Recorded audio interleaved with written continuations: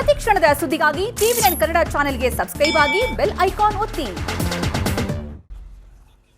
ನಿಮ್ಮ ನ್ಯೂಸ್ ರೂಮ್ಗೆ ಸ್ವಾಗತ. ನಾನು ರಂಗನಾಥ್ ಭಾರದ್ವಾಜ್. ಇವತ್ತು ಕೂಡ ಹಲವಾರು ಸುದ್ದಿಗಳನ್ನು ಹೊತ್ತೆ ನಿಮ್ಮ ಎದುರಿಗೆ ಹಾಜರಾಗಿದ್ದೀನಿ. ನಿನ್ನೆಯಿಂದ ನೀವು ನೋಡ್ತಾ ಇದ್ದೀರಿ, ಹೊಸ ಸ್ವರೂಪದಲ್ಲಿ ನಾವು ಕೊಡ್ತಾ ಇದ್ದೀವಿ. ಅಂದರೆ ವಿಶ್ವದ ಎಲ್ಲ ಸುದ್ದಿಗಳು, ರಾಜ್ಯದ ದೇಶದ ಎಲ್ಲ ಸಂಗತಿಗಳನ್ನು 30 ನಿಮಿಷದಲ್ಲಿ ನಿಮಗೆ ಕಟ್ಕೊಡುವಂಥ ಪ್ರಯತ್ನವನ್ನು ನಾವು ನಿನ್ನೆಯಿಂದ ಆರಂಭ ಮಾಡಿರುವಂಥದ್ದು.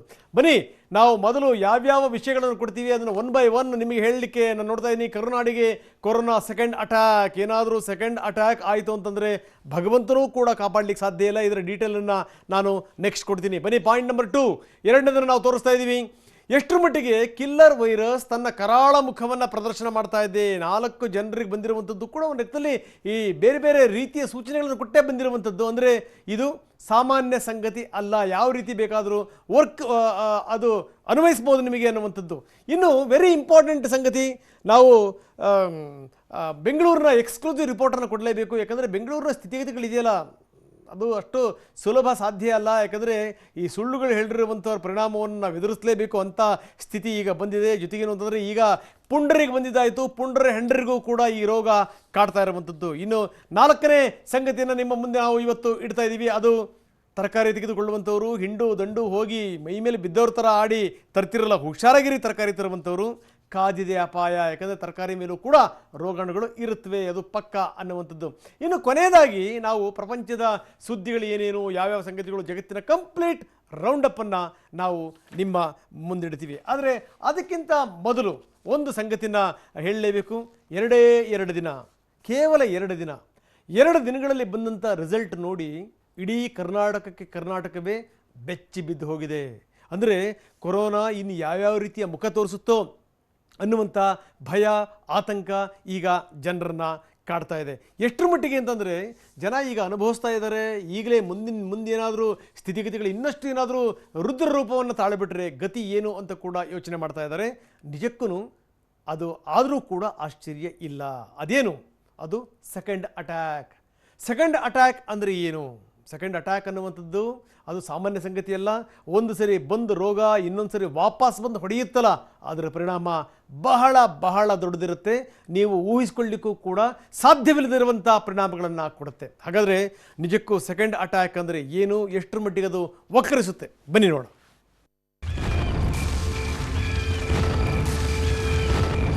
ಇದು ನೀವು ಎಕ್ಸ್ಪೆಕ್ಟ್ ಮಾಡಬೇಡಿ ಇದು ಕಮ್ಮಿ ಆಗುತ್ತೆ ಅಂತ, ಇದು ಜಾಸ್ತಿ ಹೋಗ್ತಾನೆ ಹೋಗುತ್ತೆ.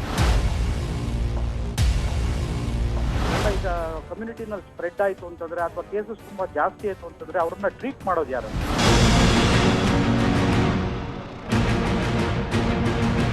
और रिस्ट्रिक्शन को सही ढंग से इस्तेमाल न किया जाए तो सडनली डिजीज ट्रांसमिशन रेट फिर से इंक्रीज हो सकता है.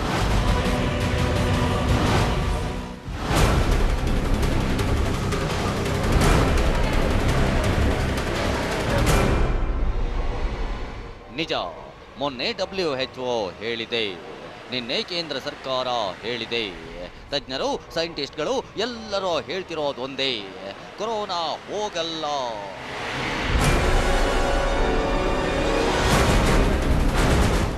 ಇನ್ನು 2-3 ತಿಂಗಳು ಇದ್ದೇ ಇರುತ್ತೆ, ಜೂನ್ವರೆಗೂ ಹೋಗುತ್ತೆ ಅಂತಾನೆ ಹೇಳ್ತಿದ್ದಾರೆ. ಇದೇ ಭೀತಿಯಲ್ಲಿದ್ದ ಕರುನಾಡಿಗೆ ಕೊರೋನಾ ಮತ್ತೊಂದು ಆಘಾತ ನೀಡಿದೆ. ಅದುವೇ ಕೊರೋನಾ ಸೆಕೆಂಡ್ ಅಟ್ಯಾಕ್.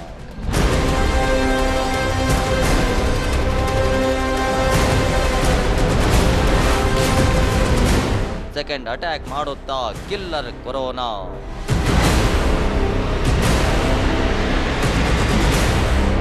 ಚಾನ್ಸೇ ಇಲ್ಲ, ತಪ್ಪಿಸಿಕೊಳ್ಳೋಕೆ ಸಾಧ್ಯವೇ ಇಲ್ಲ. ನಾವು ಮಾಡಿಕೊಂಡಿರೋ ಅನಾಹುತ, ವರ್ತಿಸುತ್ತಿರೋ ರೀತಿ ಇದೆಲ್ಲವನ್ನ ನೋಡಿದ್ರೆ ಕರ್ನಾಟಕ ತನ್ನ ಮನೆ ಬಾಗಿಲನ್ನ ಓಪನ್ ಮಾಡಿಕೊಂಡು ಕೊರೋನಾ 2ನೇ ಅಟ್ಯಾಕ್ ಯಾವಾಗ ಆಗುತ್ತೆ ಅಂತ ಕಾಯ್ಕೊಂಡು ಕೂತಿದೆ.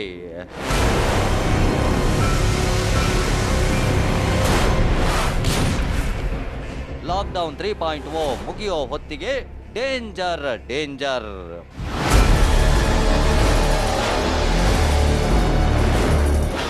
ಹೌದು, ಇದು ಕಾಗಕ್ಕ ಗುಪ್ಪಕ್ಕನ ಕತೆ ಅಲ್ಲ. ತಜ್ಞರಿಂದ, ವೈದ್ಯರಿಂದ, ವಿಜ್ಞಾನಿಗಳಿಂದ ಬಂದ ಅಥೆಂಟಿಕ್ ರಿಪೋರ್ಟ್. ಈ ರಿಪೋರ್ಟ್ ಅನ್ನು TV9 ಇಂದು ಎಕ್ಸ್ಕ್ಲೂಸಿವ್ ಆಗಿ ನಿಮ್ಮ ಮುಂದೆ ಇಡ್ತಾಗಿದೆ. ಬೆಚ್ಚಿ ಬೀಳಿಸೋ ಕ್ರೂರಿ ಕೊರೋನಾದ ಭಯಾನಕ ಮಾಹಿತಿ ನಿಮ್ಮ ಮುಂದೆ ಇಡ್ತಿದೆ. ಒಂದು ಮೂಲಗಳ ಪ್ರಕಾರ ಮೇ 18ಕ್ಕೆ ಅಂದ್ರೆ ಲಾಕ್ಡೌನ್ ರಿಲೀಫ್ ಹೊತ್ತಿಗೆ ಕೊರೋನಾ ಕರಾಳ ಕುಣಿತ ಹೆಚ್ಚಾಗಲಿದ್ದು ವೈರಸ್ ಹೊಡೆತಕ್ಕೆ ವಿಲವಿಲ ಒದ್ದಾಡಬೇಕಾಗುತ್ತೆ.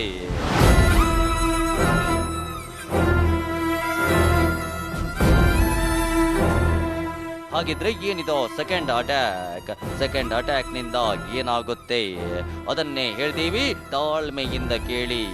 ಈಗಾಗಲೇ ರಾಜ್ಯದಲ್ಲಿ ಲಾಕ್ಡೌನ್ ರಿಲೀಫ್ ಸಿಕ್ಕು 5 ದಿನ ಕಳೆದಿವೆ.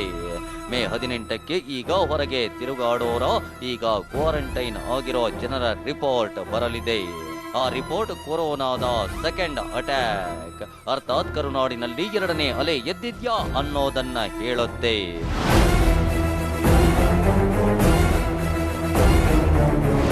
ಕೊರೋನಾ ಸೆಕೆಂಡ್ ಅಟ್ಯಾಕ್ಗೆ ಕಾರಣ ಸರ್ಕಾರ ಮಾಡ್ಕೊಂಡಿರೋ ಎಡವಟ್ಟು ಅದೇನು ಅಂತ ತೋರಿಸ್ತೀವಿ ನೋಡಿ. ಸರ್ಕಾರದ ಎಡವಟ್ಟು ನಂಬರ್ 1, ಕಾರ್ಮಿಕರನ್ನ ಊರಿಗೆ ಕಳುಹಿಸಿದ್ದು.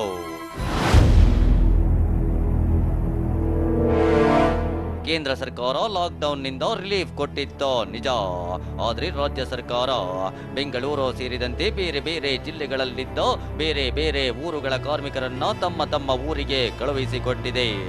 ಅಲ್ಲಿ ಹೋದ್ಮೇಲೆ ಸೋಂಕು ಹೆಚ್ಚಾದ್ರೆ ಯಾರ ಹೊಣೆ?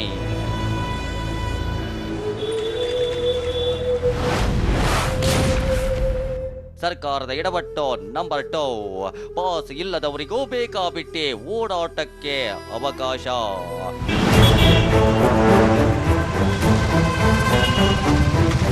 ನಮ್ ಜನ ಪಾಸ್ ಇದ್ದಾಗಲೇ ಬೇಕಾಬಿಟ್ಟಿ ಓಡಾಡ್ತಿದ್ರು. ಅಂತಾದ್ರಲ್ಲಿ ಪಾಸ್ ಇಲ್ಲದೆ ಓಡಾಟಕ್ಕೆ ಅವಕಾಶ ಮಾಡಿಕೊಟ್ಟು ಮತ್ತೊಂದು ತಪ್ಪು ಮಾಡಿದ್ದಾರೆ. ಕಂಟೈನ್ಮೆಂಟ್ ಝೋನ್ಗಳಲ್ಲೂ ಆರಾಮಾಗಿ ಓಡಾಡ್ತಿದ್ದಾರೆ. ಹೀಗಾದ್ರೆ ಕತೆ ಏನೋ?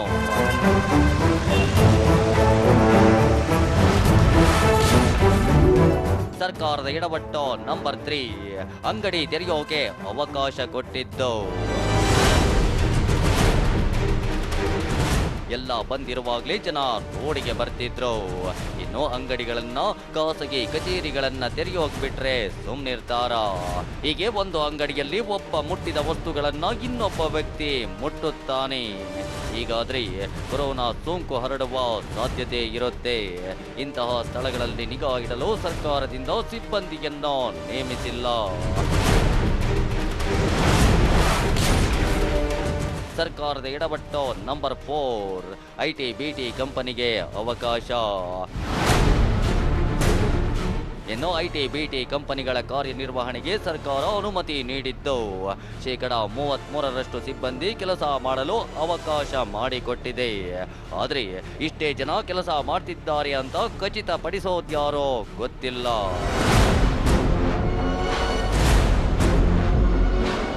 ಹೀಗೆ ಸಾಲು ಎಡವಟ್ಟು ಮಾಡಿರೋ ಸರ್ಕಾರ ಮುಂದಾಗೋ ಅನಾಹುತಕ್ಕೆ, ಕೊರೋನಾ 2ನೇ ಅಟ್ಯಾಕ್ಗೆ, 2ನೇ ಅಲೆ ತಡೆಯೋಕೆ ಸಿದ್ಧವಾಗಿದ್ಯಾ?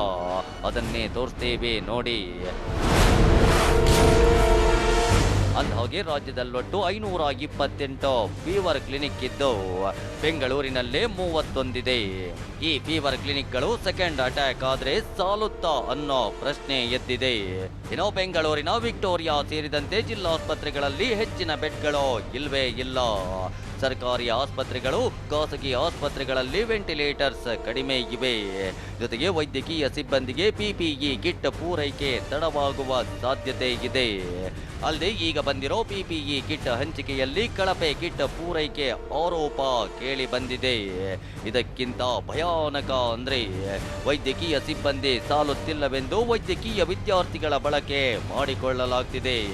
ಅಂತಾದ್ರಲ್ಲಿ ಮೆಡಿಕಲ್ ವಾರಿಯರ್ಸ್ಗೆ ಸೋಂಕು ಕಾಣಿಸಿಕೊಂಡ್ರೆ ಪರಿಸ್ಥಿತಿ ವಿಕೋಪಕ್ಕೆ ಹೋಗೋದಂತೂ ಖಂಡಿತ. ಈಗಾಗಲೇ ಮುಂಬೈನಲ್ಲಿ ವೆಂಟಿಲೇಟರ್ಸ್ ಸಿಗ್ತಾಗಿಲ್ಲ, ಬೆಡ್ ಇಲ್ಲ. ಇನ್ನೊಂದು ವಾರಕ್ಕೆ ಕರ್ನಾಟಕದಲ್ಲಿ ಇದೇ ಪರಿಸ್ಥಿತಿ ಬರೋದನ್ನ ತಡೆಯೋಕೆ ಚಾನ್ಸ್ ಇಲ್ಲ. ಇದರ ಜೊತೆಗೆ ಸರ್ಕಾರ ಆರ್ಥಿಕವಾಗಿ ಕೊರೋನಾ ಸೆಕೆಂಡ್ ಅಲೆಯನ್ನ ಎದುರಿಸೋಕೆ ಸಜ್ಜಾಗಿದ್ಯಾ? ಯಾವುದೋ ಗೊತ್ತಿಲ್ಲ. ಪರಿಸ್ಥಿತಿ ಹೀಗೆ ಮುಂದುವರೆದ್ರೆ ಕೊರೋನಾ ಸೆಕೆಂಡ್ ಅಟ್ಯಾಕ್ ಫೇಕ್.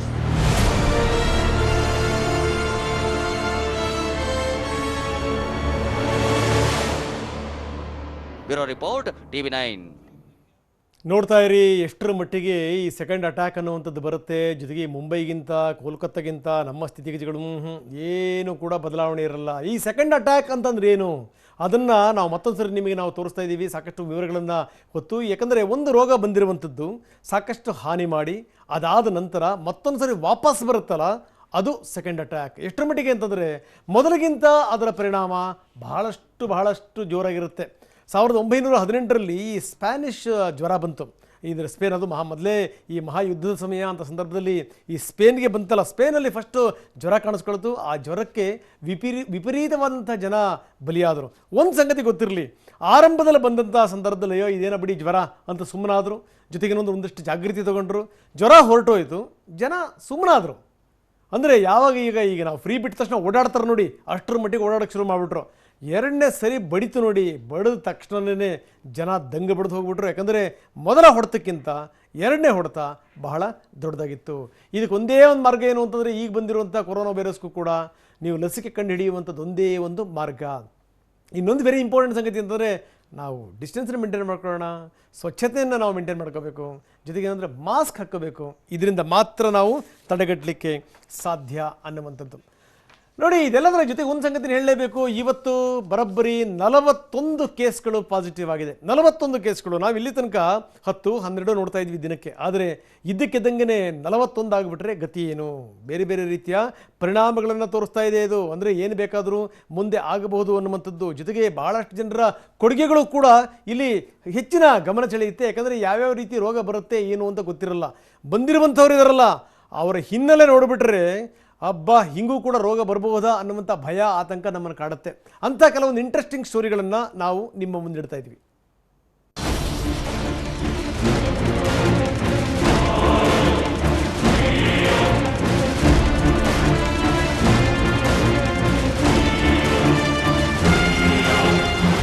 ರಾಜ್ಯದಲ್ಲಿ ಹೆಮ್ಮಾರಿ ಅಟ್ಟಹಾಸ ತಾರಕಕ್ಕೇರ್ತಲೇ ಕಿಲ್ಲರ್ ಕೊರೋನಾ ಆರ್ಭಟ ಹೆಚ್ಚಾಗುತ್ತಲೇ ಸುಳಿವೆ ಕೊಡದೆ ಮುನ್ನುಗ್ತಿರೋ ರಣಭೀಕರ ವೈರಸ್ ಎದೆ ನಡುಗಿಸುವಂತ ಪ್ರಕರಣಗಳನ್ನ ಹುಟ್ಟುಹಾಕ್ತಿದೆ. ರಾಜ್ಯದಲ್ಲಿ ಕೊರೋನಾ 3ನೇ ಕಣ್ಣು ಬಿಡ್ತಾ ಸಮುದಾಯದ ಹರಡುವಿಕೆ ಆರಂಭವಾಯ್ತಾ ಅನ್ನೋ ಬಿಸಿ ಬಿಸಿ ಚರ್ಚೆಯಾಗ್ತಿರೋ ಹೊತ್ತಲ್ಲಿ ಕೆಲ ಭಯಾನಕ ಕೇಸುಗಳು ಬಯಲಾಗಿವೆ.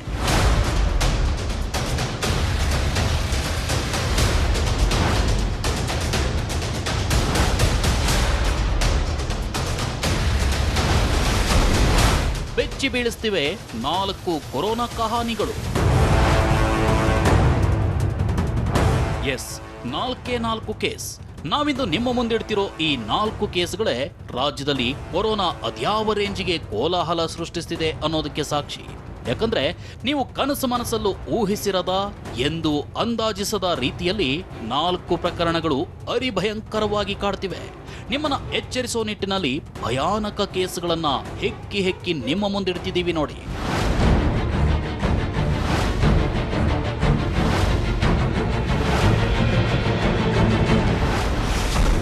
ಕೊರೋನಾ ಕಹಾನಿ ನಂಬರ್ 1, ಪರಾರಿಯಾದ ಪುಂಡನ ಹೆಗಲೇರಿದ ಹೆಮ್ಮಾರಿ. ಎಸ್, ಇದು ನಿಜಕ್ಕೂ ಆತಂಕಕಾರಿ ಕೇಸ್. ಯಾಕಂದ್ರೆ ಎಲ್ಲೇ ಅವಿತಿದ್ರು, ಎಷ್ಟೇ ದೂರ ಎಸ್ಕೇಪ್ ಆದ್ರೂ ಕಿಲ್ಲರ್ ಕೊರೋನಾ ಒಕ್ಕರಿಸದೆ ಬಿಡಲ್ಲ ಅನ್ನೋದಕ್ಕೆ ಇದೇ ಸಾಕ್ಷಿ. ಪಾದರಾಯನಪುರದಲ್ಲಿ ಪುಂಡಾಟವಾಡಿದ ವ್ಯಕ್ತಿಯೊಬ್ಬ ಪೊಲೀಸರಿಗೆ ಸಿಗದಂತೆ ಬಾಡಿಗೆ ಕಾರ್ನಲ್ಲಿ ತುಮಕೂರಿಗೆ ಎಸ್ಕೇಪ್ ಆಗಿದ್ದ. ಆದ್ರೀಗ ಹೆಮ್ಮಾರಿ ಅದೇ ವ್ಯಕ್ತಿಯ ಹೆಗಲೇರಿದೆ.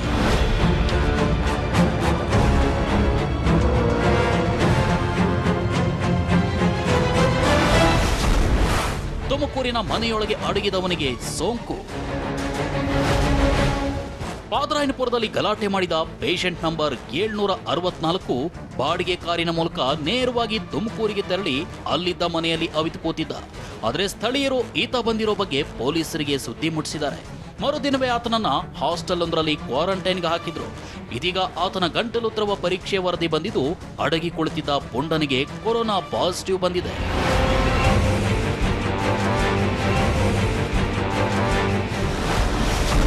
ಕೊರೋನಾ ಕಹಾನಿ ನಂಬರ್ 2, ಕೊರೋನಾ ಹಾಟ್ಸ್ಪಾಟ್ ಆಯಿತು ಆಸ್ಪತ್ರೆ. ಈ ಮಧ್ಯೆ ಕೊರೋನಾ ಹೊಡೆತಕ್ಕೆ ಸಿಲುಕಿರೋ ಕಡಲತಡಿ ಮಂಗಳೂರಿನ ಜನತೆಗೆ ಮತ್ತೊಂದು ಬರಸಿಡಿಲು ಬಡಿದಿದೆ. ಯಾಕಂದ್ರೆ ಸೋಂಕಿತರು ದಾಖಲಾಗಿದ್ದ ಫಾಸ್ಟ್ ನ್ಯೂರೋ ಆಸ್ಪತ್ರೆಯೇ ಈಗ ಹೆಮ್ಮಾರಿಯ ಹಾಟ್ಸ್ಪಾಟ್ ಆಗಿದೆ. ಅಷ್ಟಕ್ಕೂ ಹಾಸ್ಪಿಟಲ್ ಹಾಟ್ಸ್ಪಾಟ್ ಆಗಿರೋದು ಹೇಗೆ ಅಂತ ನೋಡೋದಾದ್ರೆ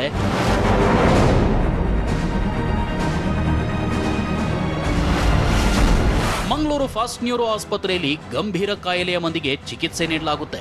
ಹೀಗಾಗಿ ಪಾರ್ಶ್ವವಾಯುವಿನಿಂದ 75 ವರ್ಷದ ವೃದ್ಧೆ ಅದೇ ಆಸ್ಪತ್ರೆಯಲ್ಲಿ ಚಿಕಿತ್ಸೆ ಪಡಿತಾ ಇದ್ಲು. ವೃದ್ಧೆಯನ್ನು ನೋಡಲು ಬಂಟ್ವಾಳದಿಂದ 50 ವರ್ಷದ ಸೊಸೆ ಆಸ್ಪತ್ರೆಗೆ ಭೇಟಿ ಕೊಡ್ತಿದ್ರು. ಇದ್ದಕ್ಕಿದ್ದಂತೆಯೇ 50 ವರ್ಷದ ಮಹಿಳೆ ಮೃತಪಟ್ಟಿದ್ಲು. ಬಳಿಕ ಆಸ್ಪತ್ರೆಯಲ್ಲಿದ್ದ ಅತ್ತೆಗೂ ಕೊರೋನಾ ಪಾಸಿಟಿವ್ ಬಂತು. ಅಷ್ಟೇ ಅಲ್ಲ, ಅತ್ತೆ ಸೊಸೆ ಸಂಪರ್ಕದಿಂದ ಆಸ್ಪತ್ರೆಯಲ್ಲಿದ್ದ ಪೇಷಂಟ್ ಸಿಬ್ಬಂದಿಗೆ ವೈರಸ್ ತಗುಲಿದೆ. ಸಾಲದಕ್ಕೆ ಮನೆಯವರು ಸೇರಿ ದಕ್ಷಿಣ ಕನ್ನಡ, ಉತ್ತರ ಕನ್ನಡದ ಒಟ್ಟು 37 ಮಂದಿಗೆ ಇದೇ ಆಸ್ಪತ್ರೆಯಿಂದಾಗಿ ವೈರಸ್ ಒಕ್ಕರಿಸಿಕೊಂಡಿದೆ.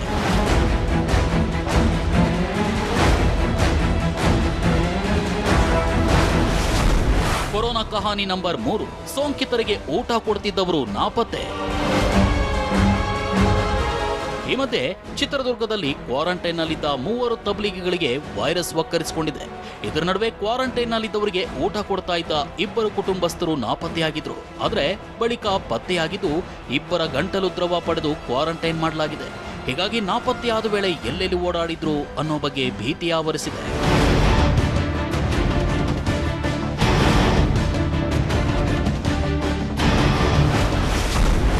ಕೊರೋನಾ ಕಹಾನಿ ನಂಬರ್ 4. ಮತಾಂತರ ಸುಳ್ಳು ದಾಖಲೆ ನೀಡಿ ತಬ್ಲೀಗ್ ಟೀಮ್ ಎಂಟ್ರಿ. ದೇಶಾದ್ಯಂತ ವೈರಸ್ ಹಬ್ಬಿಸಿರೋ ತಬ್ಲೀಗ್ಗಳು ಸುಳ್ಳು ದಾಖಲೆ ನೀಡಿ ಪೊಲೀಸರು ಅಧಿಕಾರಿಗಳನ್ನೇ ಯಾಮಾರಿಸಿರೋದು ಬೆಳಕಿಗೆ ಬಂದಿದೆ. ಗುಜರಾತ್ನಲ್ಲಿ ಸಿಲುಕಿದ್ದ 44 ಮಂದಿ ತಬ್ಲೀಗ್ಗಳನ್ನ ಲಾಕ್ಡೌನ್ ಸಡಿಲವಾಗ್ತಲೇ ರಾಜ್ಯ ಸರ್ಕಾರ ಕೋಲಾರಕ್ಕೆ ವಾಪಸ್ ಕರೆಸಿಕೊಂಡಿತ್ತು. 44 ಮಂದಿ ಪೈಕಿ ಕಾರ್ತಿಕ್ ಎಂಬಾತ ಕೂಡ ಇದ್ದ. ಆದರೆ ಗಡಿಯಲ್ಲಿ ಪರಿಶೀಲನೆ ವೇಳೆ ಕಾರ್ತಿಕ್ ಬದಲಾಗಿ ಸಾದಿಕ್ ಅಂತ ಮಾಹಿತಿ ಕೊಟ್ಟಿದ್ದಾರೆ. ಹೀಗಾಗಿ ಕಾರ್ತಿಕ್ನನ್ನ ಮತಾಂತರ ಮಾಡಿರಬಹುದು ಅನ್ನೋ ಶಂಕೆ ವ್ಯಕ್ತವಾಗಿದೆ.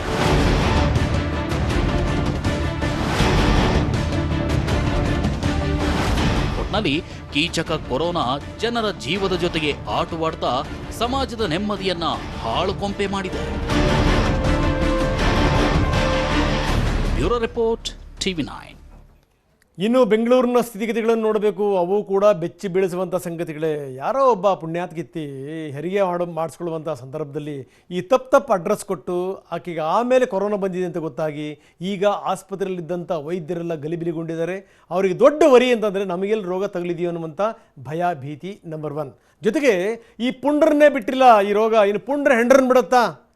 ಪುಂಡ್ರ ಹೆಂಡ್ರಿಗೂ ಕೂಡ ಈ ರೋಗ ಬೆನ್ನು ಹತ್ತಿರುವಂಥದ್ದು ನಂಬರ್ 2. ಹೀಗೆ ಬೆಂಗಳೂರಿನ ಕಥಾನಕಗಳಿದೆಯಲ್ಲ, ಅದು ಒಂದೆರಡಲ್ಲ.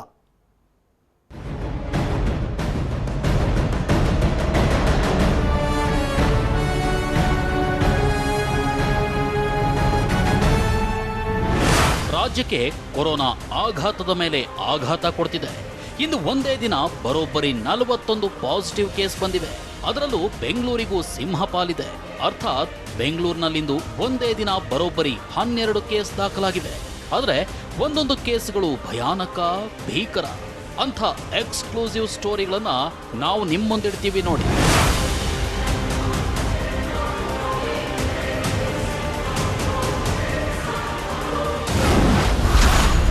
Exclusive report number 1.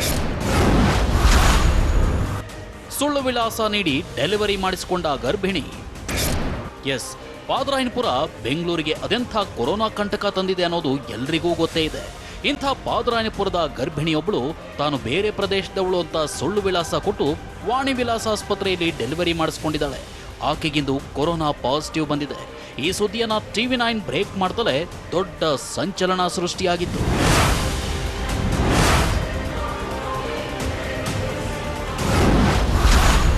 Exclusive report number 2.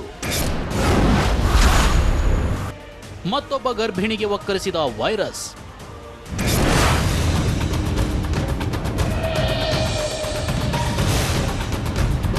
ಇನ್ನು ಒಬ್ಬ ಗರ್ಭಿಣಿ ಸುಳ್ಳು ವಿಳಾಸ ನೀಡಿ ಡೆಲಿವರಿ ಮಾಡಿಸಿಕೊಂಡ ಸುದ್ದಿ ಬೆನ್ನಲ್ಲೇ ಅದೇ ವಾಣಿ ವಿಲಾಸ ಆಸ್ಪತ್ರೆಯಲ್ಲಿ ಮತ್ತೊಬ್ಬ ಗರ್ಭಿಣಿಗೆ ಸೋಂಕು ಒಕ್ಕರಿಸಿರೋದು ಗೊತ್ತಾಗಿತ್ತು. ನೋಡಿ, ಇಷ್ಟಾಗ್ತಲೇ ವಾಣಿ ವಿಲಾಸ ಆಸ್ಪತ್ರೆ ವಾರ್ ವಿಲಾಸ ಆಸ್ಪತ್ರೆಯಾಗಿ ಬದಲಾಗಿತ್ತು.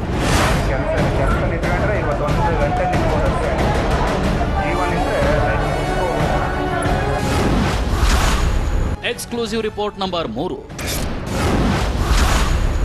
ಸೂಕ್ತ ವ್ಯವಸ್ಥೆ ಕಲ್ಪಿಸೋದಕ್ಕೆ ರೊಚ್ಚಿಗೆದ್ದ ವೈದ್ಯಕೀಯ ಸಿಬ್ಬಂದಿ. ಎಸ್, ವಾಣಿ ವಿಲಾಸ್ ಆಸ್ಪತ್ರೆಯಲ್ಲಿ ಯಾವಾಗ ಈ ರೀತಿ ಸೋಂಕಿನ ಅವಾಂತರ ಇದೆ ಅನ್ನೋದು ಗೊತ್ತಾಯ್ತೋ ಅಲ್ಲಿದ್ದ ವೈದ್ಯಕೀಯ ಸಿಬ್ಬಂದಿ ಆತಂಕಕ್ಕೊಳಗಾಗಿದ್ರು. ಮೊದಲೇ ಸೂಕ್ತ ವ್ಯವಸ್ಥೆ ಇಲ್ಲ, ಮಾಸ್ಕ್ ಇಲ್ಲ, PPE ಕಿಟ್ ಕೊಟ್ಟಿಲ್ಲ. ಈಗ ಸೋಂಕಿತ ಗರ್ಭಿಣಿಯರು ಆಸ್ಪತ್ರೆಯಲ್ಲಿ ಓಡಾಡ್ತಿದ್ದಾರೆ. ಹೀಗಾದ್ರೆ ನಾವು ಕೆಲಸ ಮಾಡಲ್ಲ ಅಂತ ಆಕ್ರೋಶ ಹೊರಹಾಕಿದ್ರು. ಯಾವಾಗ ಗಲಾಟೆ ಹೆಚ್ಚಾಯ್ತೋ ಆರೋಗ್ಯ ಸಚಿವ ಶ್ರೀರಾಮುಲು ಸ್ಥಳಕ್ಕಾಗಮಿಸಿ ವೈದ್ಯರ ಸಮಸ್ಯೆ ಪರಿಹರಿಸೋ ಭರವಸೆ ನೀಡಿದ್ರು.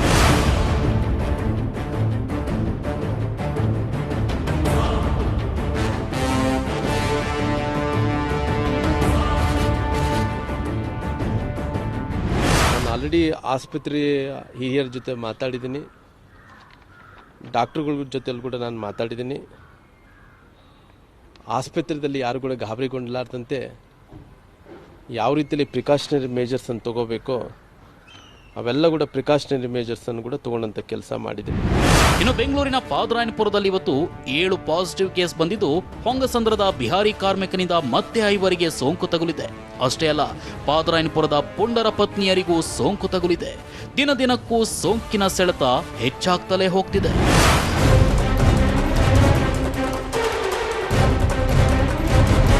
Bureau report, TV9. ಶಸ್ತ್ರಾಸ್ತ್ರಗಳನ್ನು ಕೊಡೋದನ್ನೇ ಯುದ್ಧಕ್ಕೆ ಕಳಿಸಿದ್ರೆ ಏನಾಗುತ್ತೋ ಹಾಗೆ ಆಗಿರೋದು ಬಿಡ್ತಾರ. ಹೀಗಾಗಿ ಸ್ಟ್ರೈಕ್ ಮಾಡುವಂಥ ಹಂತಕ್ಕೆ ಬಂತು. ಸರ್ಕಾರ ಏನು ಮಾಡ್ತಾ ಇದೆ ಇದಕ್ಕೆ ಸಂಬಂಧಪಟ್ಟಂಗೆ ಯೋಚನೆ ಮಾಡಬೇಕು ಮಂತ್ರಿಗಳು, ಬರೀ ಮಾತಾಡುವಂಥದ್ದಲ್ಲ. ಇನ್ನು ಇದೆಲ್ಲದರ ಜೊತೆಗೆ ತರಕಾರಿ ಹಣ್ಣು ಸಿಕ್ಕ ತಕ್ಷಣ ಜಗತ್ತಲ್ಲಿ ಸಿಗದಿರುವಂಥ ವಸ್ತುಗಳು ಸಿಗ್ತವೆ ಅಂತ ಮುಗಿ ಬೆಳಿತಿರಲ್ಲ, ಅಂಥವರು ಇದನ್ನು ನೋಡಲೇಬೇಕಾದಂಥ ಸ್ಟೋರಿ. ಯಾಕಂದರೆ ನೀವು ತರುವಂಥ ತರಕಾರಿ ಹಣ್ಣಿನ ಮುಖಾಂತರ ಕೂಡ ಕೊರೋನಾ ನಿಮಗೆ ಬೆನ್ನು ಹತ್ತಬಹುದು, ಕೊರೋನಾ ಬರಬಹುದು ಅನ್ನುವಂಥದ್ದು. ಹಾಗಾದರೆ ಈ ತರಕಾರಿ ಕೊಳ್ಳುವಂಥವ್ರು ಮಾಡಬೇಕಾಗಿರುವಂಥದ್ದು ಏನು, ಏನನ್ನು ಮಾಡಬಾರದು ನೋಡಿ.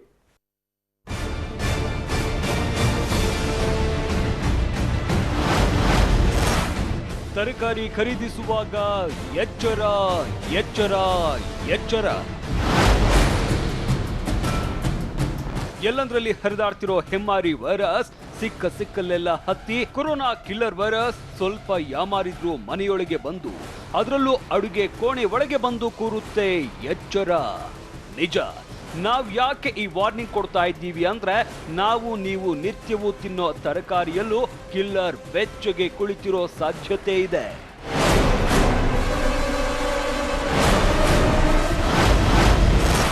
ಕೋಲಾರದಲ್ಲಿ ತರಕಾರಿ ಮಾರುಕಟ್ಟೆಗೆ ಬಂದಿದ್ದ ಸೋಂಕಿತ. ಎಸ್, ಕೋಲಾರದ ತರಕಾರಿ ಮಾರುಕಟ್ಟೆಗೆ ಕೊರೋನಾ ಸೋಂಕಿತನೊಬ್ಬ ಬಂದಿರುವ ವಿಚಾರ ಇವತ್ತು ಬಯಲಾಗಿದೆ. ಚೆನ್ನೈನಿಂದ ತರಕಾರಿಯನ್ನ ತೆಗೆದುಕೊಂಡು ಸೋಂಕಿತನೊಬ್ಬ ಕೋಲಾರಕ್ಕೆ ಬಂದಿದ್ದಾನೆ. ತರಕಾರಿಗಳನ್ನೆಲ್ಲ ಅನ್ಲೋಡ್ ಮಾಡಿ ಮತ್ತೆ ಚೆನ್ನೈಗೆ ತೆರಳಿದ್ದಾನೆ. ಅಲ್ಲಿ ಆರೋಗ್ಯ ಪರೀಕ್ಷೆ ನಡೆಸಿದಾಗ ಆತನಿಗೆ ಸೋಂಕು ಇರೋದು ಗೊತ್ತಾಗಿದೆ. ಇದು ಕೋಲಾರ ನಗರದ ಜನರ ನಿದ್ದೆಗೆಡಿಸಿಬಿಟ್ಟಿದೆ.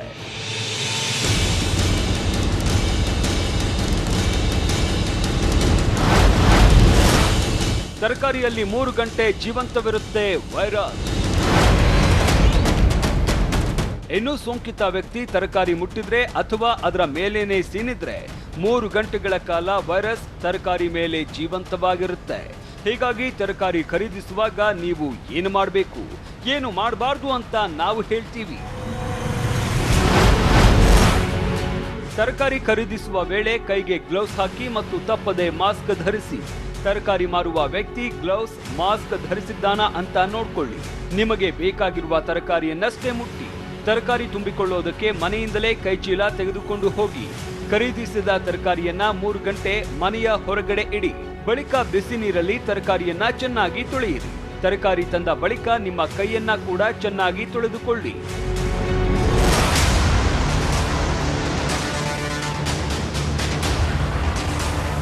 ಇನ್ನು ತರಕಾರಿ ಖರೀದಿ ವೇಳೆ ಕೊಂಡುಕೊಂಡ ಬಳಿಕ ನೀವು ಮಾಡಬಾರದು ಏನು ಅಂತ ನೋಡೋದಾದ್ರೆ, ಗ್ಲೌಸ್ ಹಾಕದೆ, ಮಾಸ್ಕ್ ಧರಿಸದೆ ತರಕಾರಿ ಮಾರುಕಟ್ಟೆಗೆ ಹೋಗಬೇಡಿ. ಅನಗತ್ಯವಾಗಿ ಎಲ್ಲಾ ತರಕಾರಿಯನ್ನ ಮುಟ್ಟಬೇಡಿ. ತರಕಾರಿಯನ್ನ ನೇರವಾಗಿ ಅಡುಗೆ ಕೋಣೆಗೆ ಕೊಂಡೊಯ್ಯಬೇಡಿ. ತರಕಾರಿಯನ್ನ ಮನೆಗೆ ತಂದ ಕೂಡಲೇ ಬಳಸಬೇಡಿ. ತರಕಾರಿಯನ್ನ ಮನೆಯಲ್ಲೇ ಇರುವ ಮಕ್ಕಳು, ವೃದ್ಧರ ಕೈಗೆ ಕೊಡಬೇಡಿ. ಈ ತರಕಾರಿ ಆರಿಸೋ ವಿಚಾರದಲ್ಲಿ ನಾವು ನೋಡ್ತೀವಿ ಜನರ ಮನೋಭಾವನೆ ಹಿಂಗಿರುತ್ತೆ ಅಂತ. ನೋಡಿ, ಜೀವನದ ಪಾರ್ಟ್ನರ್, ಲೈಫ್ ಪಾರ್ಟ್ನರ್ಗಳನ್ನ ಆರಿಸೋ ವಿಚಾರದಲ್ಲಿ ನಾವು ಎಡವಿರ್ಬೋದು. ಜನಪ್ರತಿನಿಧಿಗಳನ್ನು ಗೆಲ್ಲಿಸೋಂಥ ವಿಚಾರಕ್ಕೆ ಸಂಬಂಧಪಟ್ಟಂಗೆ ನಾವು ಎಡವಬಹುದು. ಆದರೆ ತರಕಾರಿ ತಗೊಳ್ಳೋ ವಿಚಾರದಲ್ಲಿ ಮಾತ್ರ ನಾವು ತಪ್ಪು ಮಾಡಲ್ಲ. 10 ಸರಿ ಅದನ್ನು ಮುಟ್ಟಿ ನೋಡೇನೇ ನಾವು ತರಕಾರಿ ತೆಗೆದುಕೊಳ್ಳುವಂಥದ್ದು. ಈ ರೀತಿ ಮಾಡುವಂಥವರು 10 ಬಾರಿ ಯೋಚನೆ ಮಾಡಬೇಕು. ತರಕಾರಿಯಿಂದನೂ ಕೂಡ ರೋಗ ಒಕ್ಕರಿಸುತ್ತೆ. ಇದೊಂದು ದೊಡ್ಡ ಎಚ್ಚರಿಕೆಯ ಗಂಟೆ. ನಮ್ಮೂರು ಪ್ರತಿದಿನ ರಾತ್ರಿ 8 ಗಂಟೆಗೆ TV9ನಲ್ಲಿ ಮಾತ್ರ.